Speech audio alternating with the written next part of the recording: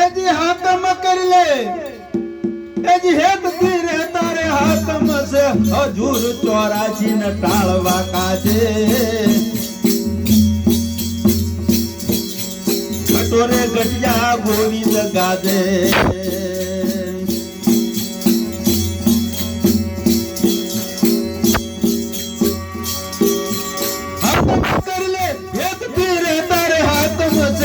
હજુર 84 ને ટાળવા કાજે ઘટોરે ઘટિયા ગોવિંદ ગાજે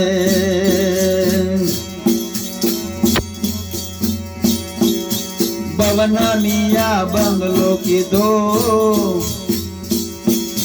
દયા કરીને દાનમાં દીધો સદગરુના શબ્દે ચીધો ચાલો જ્યારે પ્રેમ નો પીધો ચાલો જ્યારે પ્રેમ નો પીધો હાકમ કરી લો અત્યારે તમારા હાથની અંદર બાજી છે સંતો બધા પોકારી પોકારીને આપણને કહે છે મનુષ્ય અવતાર મળ્યો છે આ ભવસાગર તરવા માટે મળ્યો છે 84 ની અંદર આ જીવાતમાં ન જાય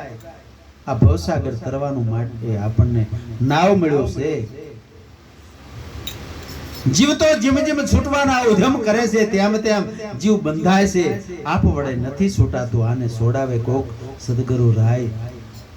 સદગુરુના ચરણે કોક ભાગી જાવ જીવાત્માને ઉદ્ધાર કરી લો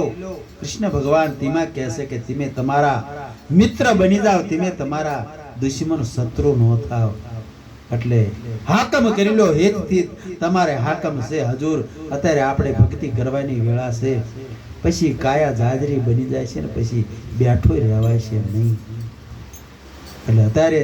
ભક્તિ કરવી હોય ને તો કરી લીજો રૈમલ હોત એવું કહેશે કે રમત જઈને તો પછી હાથ આવવાની નથી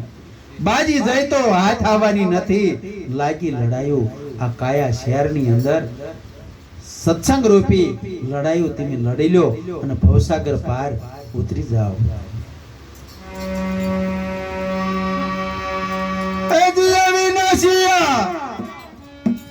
આત્મો રે તારા દેહનો થાશે નાશ રે ભાજી દેહનો થાશે નાશ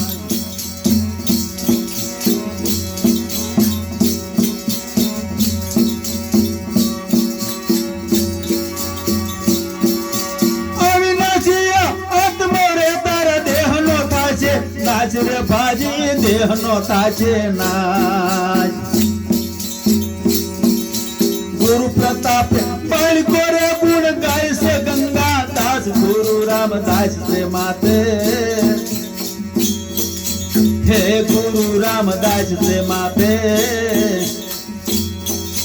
સદગુરુ એન તાર છે હાથે હે ગુરુ રામદાસ સે માતે સદગુરુ એન તાર છે હાથે બવના મિયા બંગલો કીધો દયા કરીને દાનમાં દીધો સદગુરુના શબ્દે દીધો ચાલો જ્યારે પ્રેમ નો પીધો ચાલો જ્યારે પ્રેમ નો પીધો આત્મા તો અવિનાશી છે આનો કોઈ દી નાશ થતો નથી પણ આ દેહ ની અંદર જ્યારે પ્રાણ પુરાણો ને પછી જીવ દશા આને આવે છે અજ્ઞાન દશા આવે ને એટલે જીવ દશા આવે છે પછી ભ્રાંતિમાં આ જીવાતમાં ભૂલો પડે છે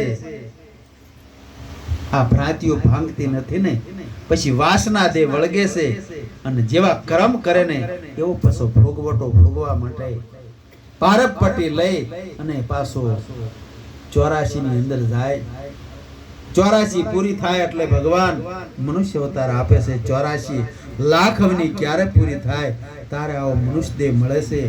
મનુષ્ય દેહની અંદર મીરાબાઈ કહેશે કે આત્માને જો ઓળખી લ્યો ને તો તમારે 184 નો મટે ને ભ્રમણાયું ભાંગ્યા વગર આ ભવના ફેરા નકર મટવાના નથી. એટલે પોતાના સ્વરૂપની અંદર સદગુરુ મહારાજ આપણને જગાડે છે. જ્યારે જાગી જાવ પોતાના સ્વરૂપની અંદર ખબર પડી જાય કે હું કોણ છું, ક્યાંથી આવ્યો છું અને આ દેહ છોડીને પછી ક્યાં જવાનો છે, આટલું આપણને જો સરનામું મળી જાય તો પછી તમારે જન્મ અને મરણનો જે માલિકો ભય પીડ્યો છે ને આ બધો મટી જાય. આ મટાડવા હાટું સંતો બધા ભજન કીર્તન મહાભારત ઉપનિષદ ગીતા આવા બધા ગ્રંથો સંતોએ આપણા હાટું બધા મૂક્યા છે. પણ એનું કંઈક જરીક આપણે વિચાર કરી અને એનું કંઈક ગ્રહણ કરવી ન સમજાતું હોય તો સંતોને કોકને પૂછી જોવી કે આમાં શું આ વેદની અંદર કહે છે, આ ગ્રંથની અંદર શું કહે છે. તો એમાં જરૂર આપણને સમજવાનું અને આ જીવાત્માને ઉદ્ધાર થાય એવો રસ્તો આપણને મળી જાય છે. સદગુરુ મહારાજ